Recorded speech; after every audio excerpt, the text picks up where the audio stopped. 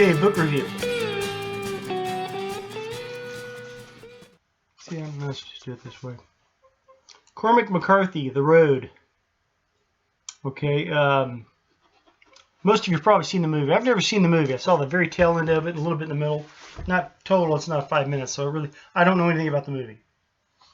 I just read the book. Now, typically, I have the DVD No Country for Old Men, which I thought was pretty interesting. If you ever get a chance, it's with Tommy Lee Jones and that Barnum guy and all that.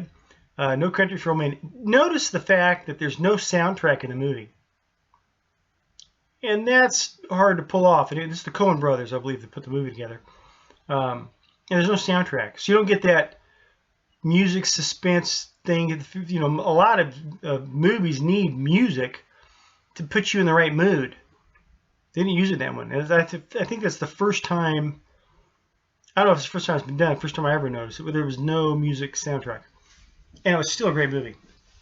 No Country for Old Men. But because of that movie, I know who the author is, Cormac McCarthy. I never thought I'd read his books. A little too gory for me, kind of thing. Not necessarily a place I want to go. But the mistake I made is I'm judging the author by the movie. And they're almost never the same. So I'm at the, reason I got this, I'm at the Salvation Army about a week ago. And I always run through their book section. Now, one of my favorite movies, All the Pretty Horses, okay, with Matt Damon. Well, the book is written by Cormac McCarthy. So I saw this, and right next to it was this. So I said, well, they're only 30 cents. I bought them both. I'm going to read the horses one next. So I said, I'll buy it. Maybe if it sucks, I'll toss it. It doesn't matter. I don't have to finish it. But I finished it today. It's not a tough read. I don't know how it relates to the movie. So I really can't speak on that. But a lot of preppers probably saw it, because about this end times thing or whatever the case is. What it is you have it's a love story about a father and a son. I don't know what everyone else thinks it is, but it's basically about this relationship between a father and a son. And the conflict they're dealing with, I'm going to assume everyone kind of knows what the gist of this thing is. But there's been it's been a nuclear war. They talk about a flash. And at the time, either the mother, it was a husband and wife, she was either pregnant at the time of the event, then had the baby afterwards, or had the baby just prior to this event. Okay? And then it's lights out and the world goes all to hell. Well, so far into it, they're into this situation for years. Okay? The father and son are making this journey along this road, trying to head south to the ocean. They think it might be more life going on at the ocean. And so it's this long journey. The wife, at some point, you're told, takes her own life. She decides she does not want to live like this anymore. She's done all that she can do. And if it's up to her, I think she said she'd take her son with her. But the father wants to stay alive, see what they can do, and continue on. And the mother's out of the picture. They only speak of her in the past. And so she took her own life. That's how bad it was. And she explains her reasons why. But you have the father and the son. There's some spiritual references about God, some things in there about the son being he says, we're carrying the fire. The father says about the son. And I really couldn't turn that into anything. I kind of got the gist of it, but I couldn't explain it. But throughout the book, there's 5 or 6 times where they come across someone that they could help. In a sense, the child believes, Dad, we need to help this individual. And the father says, no, we can't help them. We have nothing to help them with. We need to keep moving. So it's, one foot after the other, let's keep moving. And the son would cry, and this thing and that, whatever. And he sees another young child, and he tells the father, we have to stop and help this kid. He says, no, we don't. We have to keep moving. And so the conflict the son is having is he wants to help all these people. He wants to do a good thing. They go back and forth about the good guys and the bad guys. The bad guys want to eat everybody. Okay? The good guys don't. And so, like, they would see someone, the kid would ask his father, is it a good guy or a bad guy? He goes, well, I don't know. And, or if they went, they would have they're going door to door in homes that have already been picked over for years and looking for canned goods and things to survive on. And they found some people's caches and got some goodies to keep them afloat for a little bit longer. And the son says, how do we know we're not just stealing these things? Okay, the kid's got this good thing going on. Okay, and the father says, well, these people are probably dead, so they probably wouldn't mind that we took this stuff. You know, we'll thank them. And the son would say, well, you think they're good guys? He said, they probably were. And he says, are we good guys, Father? He says, yeah, we're still good guys. And so the kid has this constant it's the moral conflict continually throughout the book. And the father's big conflict, besides the external conflict of trying to survive, his internal conflict is he believes his son. They keep saying he's carrying the fire. We're carrying the fire. He wants to get his son from point A to point B, get him to this coast, get him to the ocean, hoping to increase their chances of survival, because he believes his son is the last good person.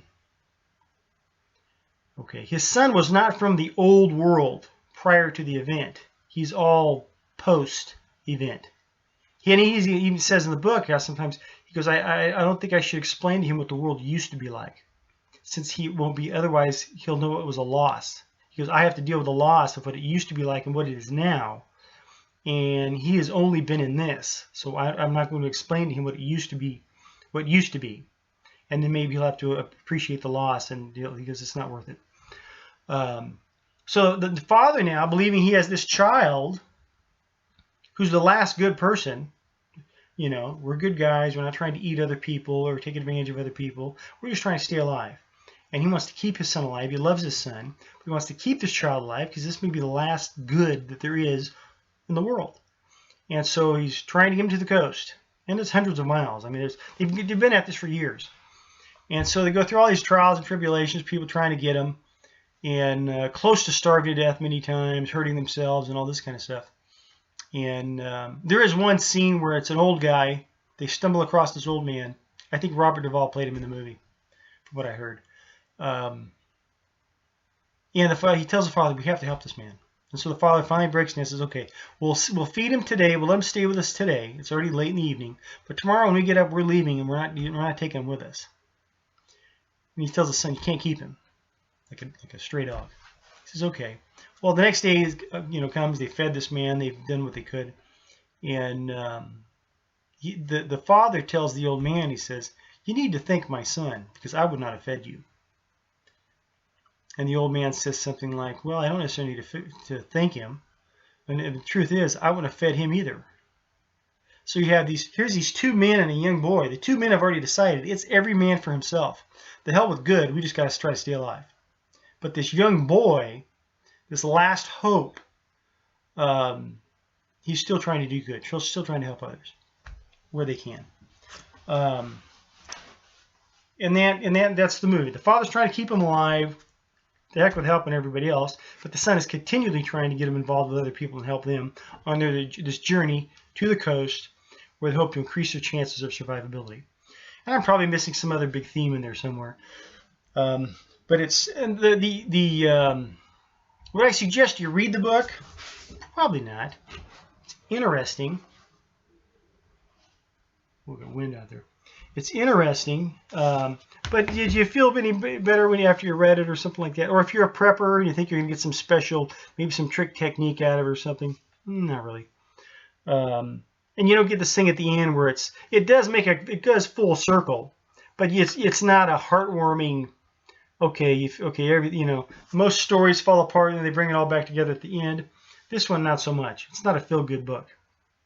But it is you learn about the struggle, about this love that this father has for his son, and that was not a complete loss. But I wouldn't suggest you run out and read it.